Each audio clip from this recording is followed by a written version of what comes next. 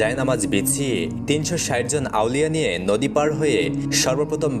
ঢাকা জেলা বিএনপি সভাপতি ঢাকা ১ আসনের ধানের শীষ প্রতীকে মনোনয়ন প্রত্যাশী খন্দকার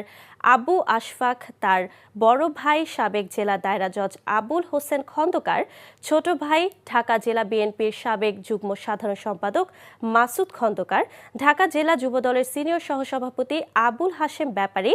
ওমরা হজ পালন উপলক্ষে মদিনা মনোয়ারা মসজিদ নববীতে অবস্থানকালে সৌজন্য সাক্ষাৎ করেন সৌদি আরব তাবুক বিএনপি ও সহযোগী সংগঠন।